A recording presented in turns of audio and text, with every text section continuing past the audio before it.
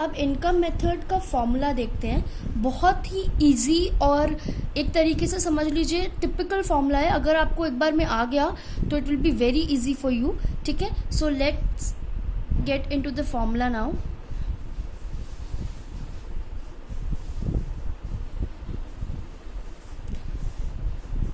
सी, सबसे पहले इसमें आता है compensation of employees. See, income तो हमने पहले ही पढ़ी है कि हमारे इकोनॉमी में कौन से टाइप की इनकम होती है, फैक्टर इनकम होती है ना। तो फैक्टर इनकम मतलब जितनी भी टाइप की फैक्टर इनकम है वो सब हम इसमें इंक्लूड करते हैं इनकम मेथड में, जितनी भी टाइप्स की फैक्टर इनकम है। ठीक है, टाइप्स की फैक्टर इनकम मतलब समझ लो सैलरी, रेंट, ये सारी चीज़ें हम इसमें इंक्लूड करेंगे। आप कैसे करेंगे वो देखो। कंपनसेशन ऑफ एम्प्लॉयज़ के अंदर आते हैं सैलरी, वेजेस और पेंशन। ठीक है, सैलरी, वेजेस एंड पेंशन, ये सब किसके अंदर आता है, कंपनसेशन ऑफ एम्प्लॉयज़ के। ठीक है, उसके बाद कंपनसेशन ऑफ एम्प्लॉयज़ का यही मतलब होता है। ठीक है, इन तीनों को ऐड कर दोगे तो ये वर्ड एक दिया गया है कंपनसेशन ऑफ एम्प्लॉयज़। ठीक है, एम्प्लॉयज़ को कंपनसेट करना, इसके लिए एक वर्ड गिवन है आपको इकोनॉमी में। ठीक है, जिसको हम कंपनसेशन ऑफ एम्प्लॉयज़ बोलते हैं। आप ध्यान से सुनना, अगर क्वेश्चन में आपको कंपनसेशन ऑफ एम्प्लॉयज़ भी गिवन है, सैलरी भी गिवन है, वेजेस भी गिवन है, पेंशन भी गिवन है, तो आप इन तीनों को इंक्लूड नहीं करेंगे क्योंकि आपको ऑलरेडी क्वेश्चन में कंपनसेशन ऑफ एम्प्लॉयज़ गिवन है और ये सारे इसी का पार्ट है। ठीक है, ये सारे इसी का पार्ट है। जैसे आपके ग्रॉस वैल्यू एडेड वाले मेथड में कंफ्यूजन आ रहा था कि मैम हमने परचेज ऑफ मटीरियल क्यों नहीं इंक्लूड किया, क्योंकि बेटा उसमें आपको ऑलरेडी इंटरमीडिएट कंजम्पशन गिवन था। अब इंटरमीडिएट फॉर्मूले में यही होता है ना, फॉर्मूला क्या होता है इसका, value of output plus change in stock minus intermediate consumption, ये फॉर्मूला होता है जिससे हमारा क्या निकलता है, जीडीपी एट मार्केट प्राइस या फिर जीवीए एट मार्केट प्राइस, यही फॉर्मूला होता है। वैल्यू ऑफ आउटपुट आपका सेल्स के इक्वल भी हो सकता है, जितना बेचा है उतना ही तो वैल्यू होगा आउटपुट का। ठीक है, अब ये परचेज ऑफ मटेरियल क्यों नहीं इंक्लूड किया, वो इसलिए नहीं इंक्लूड किया क्योंकि हमें क्वेश्चन में ऑलरेडी इंटरमीडिएट कंजम्पशन गिवन है और ये इसी का तो पार्ट है। ठीक है, इंटरमीडिएट कंजम्पशन गिवन है ना, इंटरमीडिएट मतलब जितना भी हमने कंजम्पशन किया इंटरमीडिएट का, तो ये इसी का तो पार्ट है। ठीक है, अच्छा, एक ये डाउट आया था। दूसरा डाउट ये आया था कि यस हमने परचेज ऑफ मशीनरी क्यों नहीं इंक्लूड करी। बेटा परचेज ऑफ मशीनरी आपकी फिक्स्ड एसेट्स होती है जो कि प्रोड्यूसर इसमें वैल्यू ऐड नहीं करता है, प्रोड्यूसर इसको यूज़ करता है फॉर फर्दर प्रोडक्शन। ठीक है, और हम इस मेथड से निकालते हैं वैल्यू एडेड। अगर आपको मेरा जो वीडियो मैंने प्रीवियस वीडियो में जो एग्जांपल दिया था वो यही था ना, मिस्टर एक्स ने एक वुड खरीदा था किसी से 500 रुपये में। ठीक है, उसने मिस्टर वाई को बेचा 1000 रुपये में। मिस्टर वाई ने उसको फिर प्रोसेस करके चेयर बना दी और हमें बेचा 1200 रुपये में। अब तुम देख रहे हो मिस्टर वाई के लिए वैल्यू ऑफ आउटपुट कितना हुआ, 1000 रुपये, और इंटरमीडिएट कंजम्पशन कितना था, 500। अगर मैं पूछूं कितना वैल्यू ऐड किया तो यही तो होगा 500, मतलब इसमें 500 वैल्यू ऐड करके और 1000 रुपये वैल्यू ऑफ आउटपुट आ गया। अब इसमें कितना वैल्यू ऐड किया है, तो 1200 वैल्यू ऑफ आउटपुट था और 1000 रुपये इंटरमीडिएट कंजम्पशन था, देख लो। ठीक है, तो ये सारा यही वैल्यू, कितना इंटरमीडिएट कंजम्पशन में वैल्यू ऐड करके उसको फाइनल गुड बनाया है। ठीक है, ये निकालते हैं हम इसमें हम वैल्यू ऐड थोड़ी करते हैं, ये तो हमारे फर्दर प्रोडक्शन में काम आता है, ये फिक्स एसेट होता है, ये लॉन्ग टर्म में काम आता है। क्लियर हुआ। ठीक है, ऐसे ही अगर आपको इम्पोर्ट से by X, by firm X given है, इम्पोर्ट बाय फर्म एक्स। ठीक है, और आपको क्वेश्चन में इंटरमीडिएट कंजम्पशन भी गिवन है। ठीक है, इंटरमीडिएट कंजम्पशन भी गिवन है, तो हम इंटरमीडिएट कंजम्पशन को इंक्लूड करेंगे और इंपोर्ट बाय एक्स को इंक्लूड नहीं करेंगे, क्योंकि वही बात है, परचेज, इंपोर्ट का मतलब क्या होता है, सामान खरीदना। ठीक है, तो जब यहाँ पे इंटरमीडिएट कंजम्पशन गिवन है ऑफ फर्म एक्स, तो इसमें सब कुछ इंक्लूड है, चाहे इंपोर्ट कह लीजिए, चाहे परचेज ऑफ मटेरियल कह लीजिए, इंटरमीडिएट कंजम्पशन, मतलब जितना भी आपने इंटरमीडिएट गुड का कंजम्पशन किया है उसमें सभी कुछ इंक्लूड है, ठीक है, चाहे वो इंपोर्ट कह लीजिए या परचेज ऑफ मटेरियल कह लीजिए। अब अगर क्वेश्चन में ये नहीं गिवन होगा तब आप इंपोर्ट ऑफ फॉर्म एक्स भी माइनस करेंगे और परचेज ऑफ मटेरियल भी माइनस करेंगे, क्योंकि इंटरमीडिएट कंजम्पशन क्या होता है, माइनस होता है। क्लियर हुआ, ठीक है। अब आते हैं इस पे।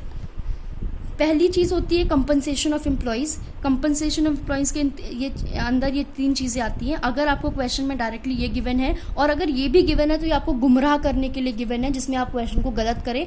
आप क्वेश्चन को गलत नहीं करेंगे, ठीक है, क्योंकि आपको पता है ये तीनों इसी के पार्ट होते हैं। क्लियर। तो आप एक ही चीज़ को 2 बार इंक्लूड कर रहे हैं तो आपको डबल काउंटिंग हो रही ना, एक ही चीज़ को 2 बार काउंट करना, डबल काउंटिंग, और इससे आपकी नेशनल इनकम गलत आ जाएगी, क्योंकि आप कंपनसेशन ऑफ एम्प्लॉयज़ भी ऐड कर रहे हैं, फिर सैलरी भी ऐड कर रहे हैं, ठीक है। तो सब सैलरी, वेजेस, पेंशन सब इसमें ऐड ही है, ठीक है। तो इसको दोबारा ऐड करने का क्या मतलब है, क्लियर। उसके बाद प्लस करते हैं हम ऑपरेटिंग सरप्लस, ठीक है। ऑपरेटिंग सरप्लस के अंदर आता है रेंट और रॉयल्टी, इंटरेस्ट एंड प्रॉफिट। देखो आप ध्यान से देखना, रेंट आपको पता ही है, रेंट की इनकम कैसे आती है अगर हम किसी को अपनी ज़मीन दे दें। अच्छा, ये रॉयल्टी क्या होता है? रॉयल्टी मैं बताती हूँ आपको। जैसे आपने मैकडॉनल्ड्स की फ्रेंचाइजी ले ली, आपने बोला मुझे इंडिया में मैकडॉनल्ड्स खोलना है, तो आप गए, आपने फ्रेंचाइजी ले ली। अब मैकडॉनल्ड्स की फ्रेंचाइजी लेंगे ना आप, तो आपको अपने प्रॉफिट का कुछ परसेंट मेन ब्रांच को, जिसका एक्चुअली में मैकडॉनल्ड्स है, वहाँ पर देना पड़ेगा आपको, क्योंकि आपकी फ्रेंचाइजी है, आपने वहाँ से फ्रेंचाइजी ली है, ठीक है। अब ये इसको हम बोलते हैं रॉयल्टी, ठीक है। रेंट आपको पता ही है, अगर आपने कोई ज़मीन दी हुई है तो आपको बदले में रेंट मिलता है, उसका घर दिया हुआ है तो रेंट मिलता है, ठीक है, किराए पे। उसके बाद इंटरेस्ट, आपने कहीं पैसा इन्वेस्ट किया हुआ है तो आपको क्या मिलता है, इंटरेस्ट। प्रॉफिट हम सबको पता ही है, ऑपरेटिंग सरप्लस। ऑपरेटिंग सरप्लस के अंदर ये 3 चीज़ें आती हैं। अगर तो आपको ऑपरेटिंग सरप्लस गिवन है क्वेश्चन में, तो आप सिर्फ ऑपरेटिंग सरप्लस को प्लस करेंगे कंपनसेशन ऑफ एम्प्लॉयज़ से। अगर आपको ऑपरेटिंग सरप्लस नहीं गिवन, तब आप इन 3 चीज़ों को ढूंढेंगे और इन तीनों चीज़ों को प्लस करके आप ऑपरेटिंग सरप्लस निकालेंगे, ठीक है। अगर ये दोनों गिवन है तो आप इसको इंक्लूड करेंगे, क्योंकि ऑपरेटिंग सरप्लस के अंदर ही ये 3 चीज़ें आती हैं। क्लियर हुआ। अब प्रॉफिट फर्दर 3 पार्ट्स में डिवाइड होता है, ठीक है। प्रॉफिट फर्दर 3 पार्ट्स में डिवाइड होता है। पहला होता है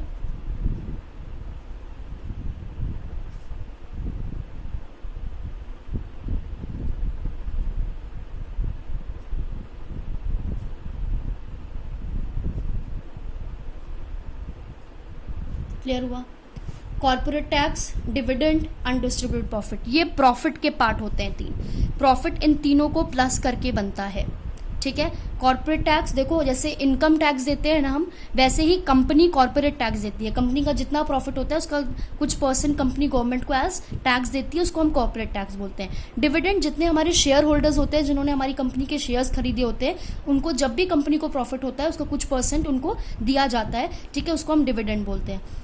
बचा हुआ, जब हमने कॉर्पोरेट टैक्स दे दिया, डिविडेंड दे दिया, अब बचा अनडिस्ट्रीब्यूटेड प्रॉफिट। अनडिस्ट्रीब्यूटेड प्रॉफिट मतलब हमने सारे प्रॉफिट को डिस्ट्रीब्यूट कर दिया।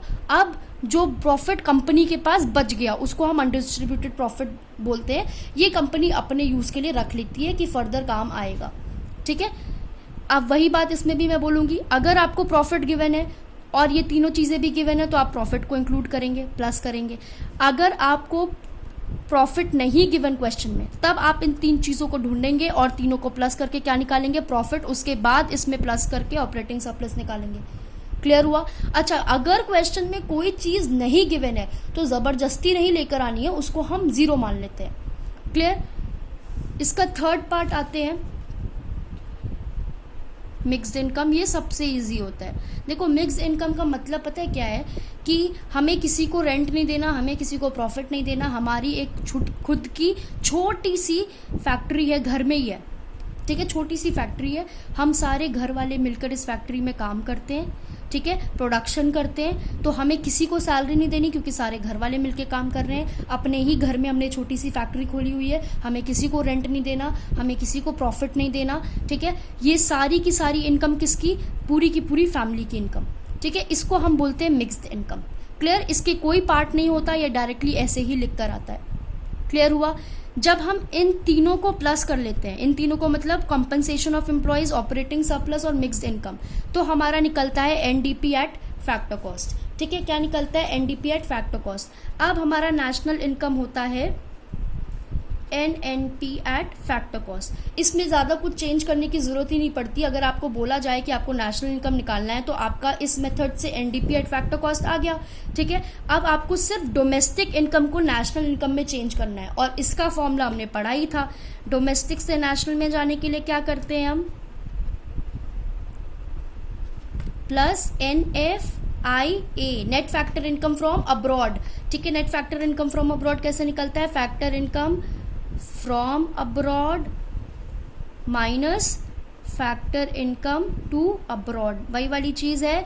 ठीक है, कुछ हमारे रेसिडेंट बाहर है, उनकी इनकम को हम प्लस कर देंगे। कुछ हमारे रेसिडेंट यहाँ पर इंडिया में है जो हमारे रेसिडेंट नहीं है, ठीक है, नॉन रेसिडेंट है, वो जहाँ की भी रेसिडेंट है उनकी इनकम को हम माइनस कर देंगे, क्योंकि नेशनल इनकम में हम सिर्फ अपने नॉर्मल रेसिडेंट्स की इनकम को इंक्लूड करते हैं।